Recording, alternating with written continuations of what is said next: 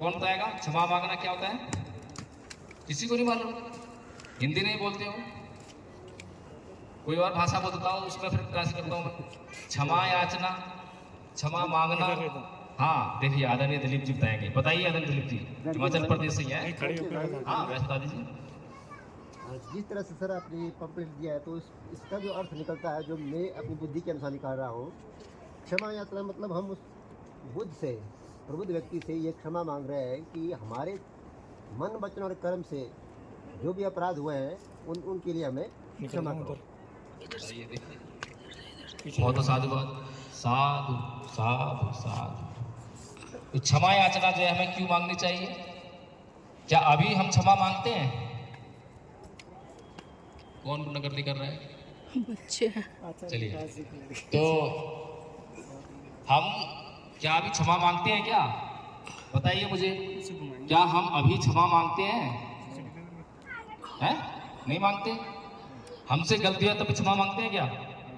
हमसे गलती ना हो तब तो क्षमा की बात ही छोड़िए, लेकिन हमसे गलती हो जाए तब भी क्या क्षमा मांगते हैं? नहीं मांगते। तो इसीलिए भगवान बुद्ध सबसे पहले आपको क्षमा मांगना सिखाते हैं। क्षमा मांगने से क्या होता है? क्षमा मांगने से हमारे मन के भीतर विनम्रता आती है। विनम्रता मतलब चीजों को सहन करने की शक्ति आती है। विनम्र स्वभाव है कि हम जो है चीजों को समझ पाए। समझेंगे कब? जब हम किसी की रिस्पेक्ट करेंगे, किसी को ध्यान से सुनेंगे, तभी तो समझेंगे। तो इसीलिए क्षमा मांगना मतलब अपने आप को पात्र बनाना, अपने आप को योग्य बनाना। अगर हम क्षमा नहीं मांग रहे हैं अपने कृत्यों पर, अपने गलत कामों पर, तो हम कभी सुधर नहीं सकते। हमसे गलती हो गई, हमें एहसास ही नहीं है, तो हम बार बार गलती करेंगे, बार बार गलती करते आएंगे। तो इसीलिए अपने आप को पात्र बनाने के लिए, योग्य बनाने के लिए हमें क्षमा मांगनी पड़ती है। अब कुछ लोग जो हैं बहुत घमंडी स्वभाव के होते हैं, बहुत इगोइस्ट होते हैं। उन्हें क्षमा मांगने में ऐसा लगता है पता नहीं कितनी उनकी जो है नाक कट गई हो, कितना उनका अपमान हो गया हो। ऐसा होता है ना। क्षमा मांगने का मतलब ये है कि अपमान को सहन करना, अपमान झेलना, और ऐसा कोई नहीं चाहता अपमानित होना। ये एक समस्या है। तो क्या क्षमा मांगने में अपमान होता है? बताइए मुझे आप। अंग्रेजों के यहाँ एक परंपरा है, वो हर बात में सॉरी बोल देते हैं। बोलते नहीं बोलते? सॉरी यहाँ पर जो हमें बोलने की जरूरत पड़ी है वो वहीं से उनसे ही आई है। और हर बात में थैंक यू बोल देते हैं। चाहे किसी की ड्यूटी है काम करने की, आदरणीय आचार्य प्रेम नारायण जी की ड्यूटी लगा रखी है हमने, वो हमारे भोजन मंत्री हैं इस शिविर के, और सुबह से लेकर शाम तक उनको ये काम करना पड़ता है। अब वो काम तो उनको दे दिया, जिम्मेदारी है, करेंगे काम तो, चाहे आप बोलो मत, काम तो करेंगे। अब उनको थैंक यू बोलने में क्या बुराई है? किसी ने मुझे एक गिलास पानी ला के दे दिया, चलो ड्यूटी थी, मैं तनख्वाह भी दे रहा हूँ उसको, और तनख्वाह भी बहुत ज़्यादा दे रहा हूँ, फिर भी जब भी मेरे लिए वो कुछ काम कर रहा है और मैं उसको अगर थैंक यू बोल रहा हूँ तो बुराई क्या है उसमें? कोई बुराई है क्या? नहीं। और अच्छाई क्या है इसमें? अच्छाई क्या है? उसके भीतर सेवा भाव बढ़ जाए। बढ़ेगा नहीं बढ़ेगा? ये थैंक यू कहने से।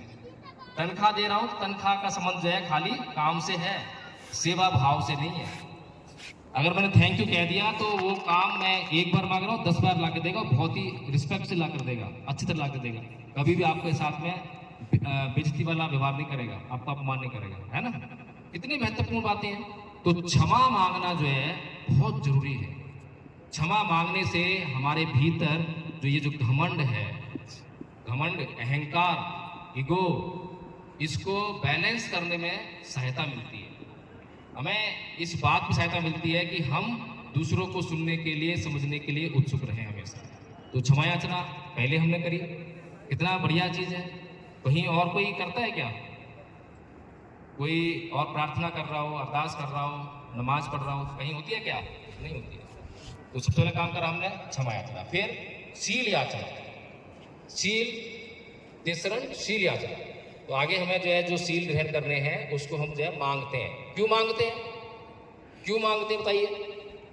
अभी आपने सबने क्या हमसे बोला कि हमें जो है धम्म सीखना है, एडवोकेट जय भी प्रकाश जी हमें धम्म सिखाइए, बोला क्या? नहीं बोला, फिर भी हम सिखा रहे हैं। इसका क्या प्रभाव पड़ता है? अगर आप मुझसे बोलें कि एडवोकेट जय भी प्रकाश जी हमें धम्म सीखना है, सिखाइए, तो इसका मतलब क्या होगा? आप सीखने लगेंगे। मैं सिखाऊंगा, आप सीखने लगेंगे। लेकिन मैं 2-4 लोगों को जबरदस्ती पकड़ के लेकर आऊँ, अरे आइए हम सिखाएंगे, सीखेंगे क्या? वो नहीं सीखेंगे। इसीलिए शील याचना होती है कि जिन चीज़ों की हमें ज़रूरत होती है तो हम उन्हें मांगते हैं, और हम उन्हीं चीज़ों को मांगते हैं जिनकी हमें ज़रूरत होती है। और जब हम उन्हें मांगते हैं और जब हमें चीज़ें मिल जाती हैं तो हमारे को फ़ायदा करती है।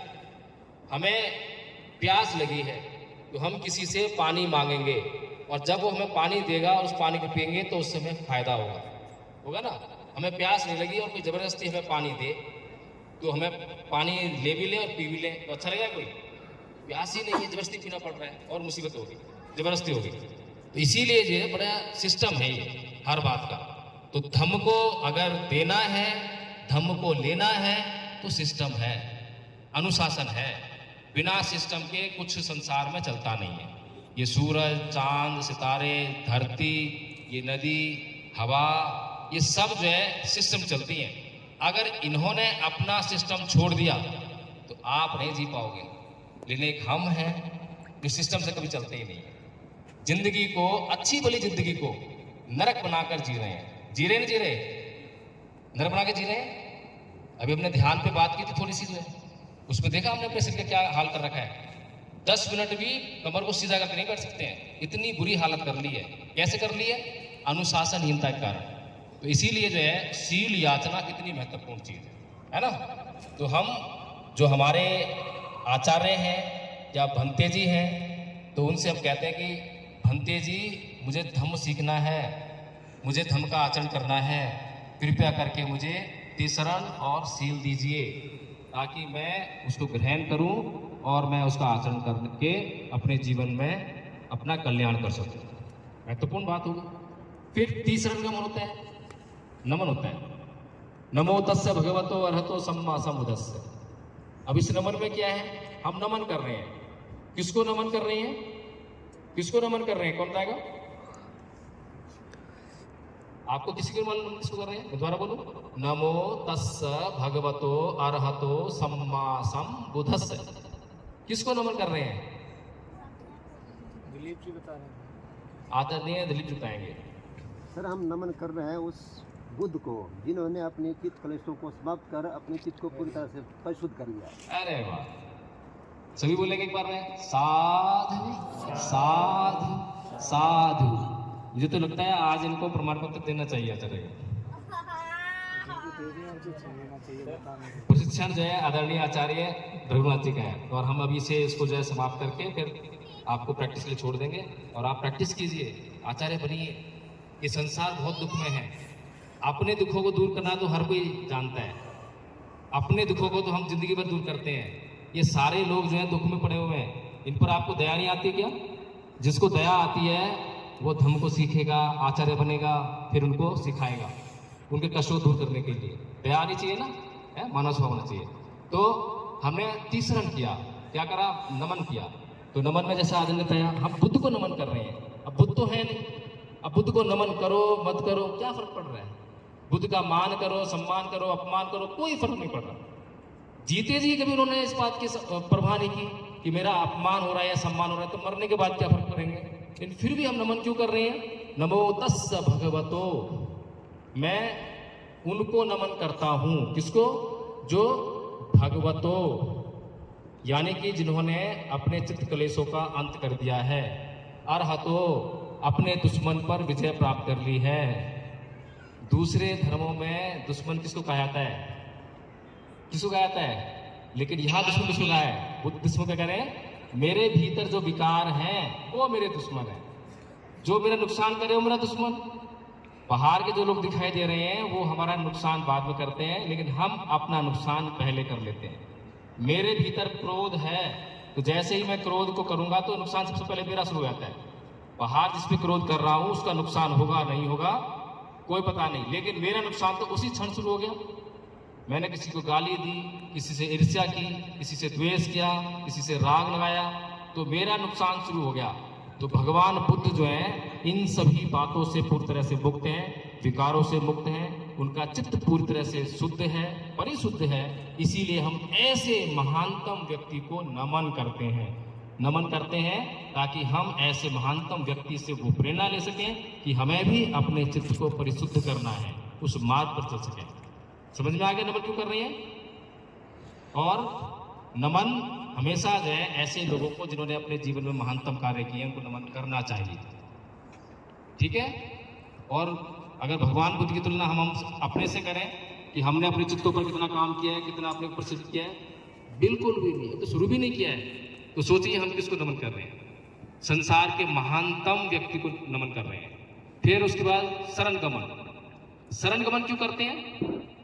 बुद्धं शरणं गच्छामि, धम्मं शरणं गच्छामि, संघं शरणं गच्छामि क्यों कह रहे हैं? क्या जरूरत पड़ रही है? शरण में क्यों जा रहे हैं? बताइए मुझे, कौन रहेगा? ये सवाल थोड़ा मुश्किल है, जिसको तो मुझे लगता है आचार्य लोग मैंने कई बार बताया है, लेकिन शायद आचार्य भी बता ना पाए। आप में से कोई बताओ, शरण गमन क्यों करते हैं? किसी शरण गमन क्यों जाते हैं? जी आदरणीय दिलीप जी, आज तो आप जो है बताइए। मैं नहीं बता पा रहा हूँ कि क्या पता मेरा आंसर सही हो या गलत हो, लेकिन फिर भी मैं कोशिश कर रहा हूँ। अरे आपकी कोशिश ही बहुत अच्छी है। बुद्धं शरणं गच्छामि मतलब मैं बुद्ध की शरण में जाता हूँ, तो मतलब किसी व्यक्ति की शरण में नहीं बात कर रहे हैं कि हमने किसी व्यक्ति की शरण में जा रहे हैं। बुद्ध का मतलब मैं बुद्धि की शरण में जाता हूँ। किसी भी काम को करूँगा तो पहले विश्लेषण करूँगा उस काम का कि वो काम सही है कि गलत है, उसका प्रभाव मेरे ऊपर क्या पड़ेगा, समाज के ऊपर क्या पड़ेगा। तो ये मतलब है आपका बुद्धं शरणं गच्छामि, पहली बात सर हो गई। दूसरी बात है आपकी धम्मं शरणं गच्छामि, तो ये भी महात्मा बुद्ध कह के गए हैं कि धम्मं शरणं गच्छामि, तो हम धम्म की शरण में जाते हैं। धम्म क्या है? वो जो व्यवहार के तरीके हैं जो महात्मा बुद्ध ने हमें दिए हैं, पूरे मानव समाज को दिए हैं, हमें उनको समझना है और उनको समझने के बाद अपने जीवन में उनको अप्लाई करना है। This is the meaning of धम्मं शरणं गच्छामि। और अगला जो है आपका संघं शरणं गच्छामि।